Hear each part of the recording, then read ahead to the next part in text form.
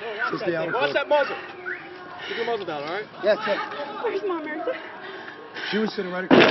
No, where is she?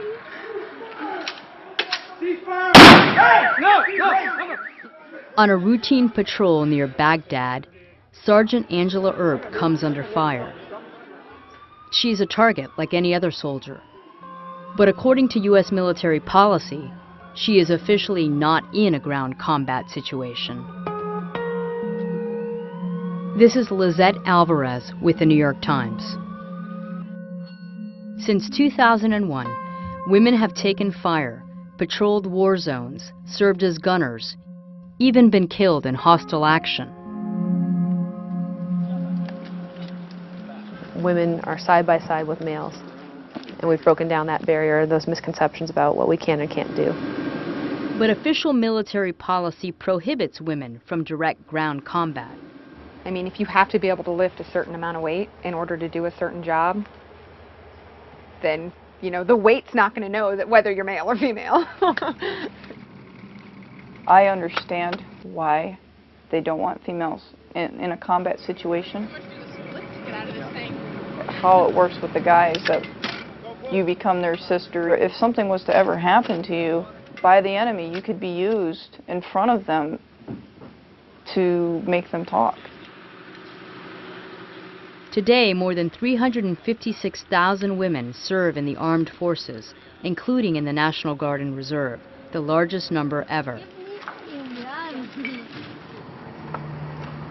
In past wars, women served mostly behind the front lines, as medics and support staff.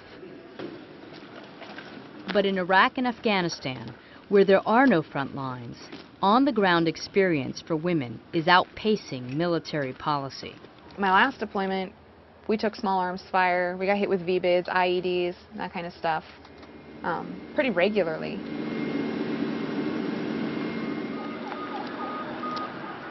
Contradictions abound.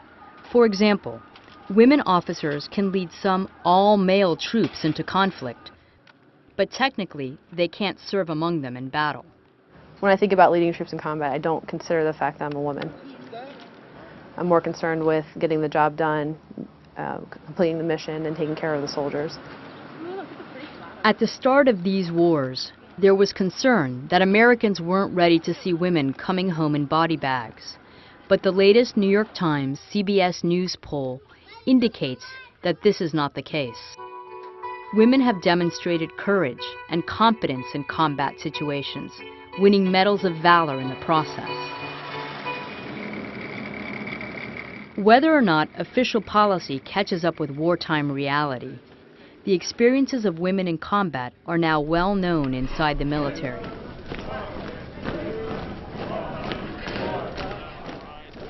And for a group of young cadets at West Point, the potential dangers are clear.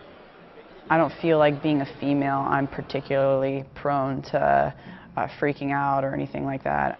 I mean, you're going to war, you might be shot at, there's roadside bombs, there's tons of uncertainty. That degree of uncertainty, it exists in everyone's mind, but without it, you'd be complacent, so. But changes to military policy are likely to trigger emotional debates in Congress. So, as troops move from Iraq into Afghanistan, women may still face combat on the ground, if not officially on paper. It's getting to the point where it's time to relook things, I think, and relook policy and ask if this really makes sense.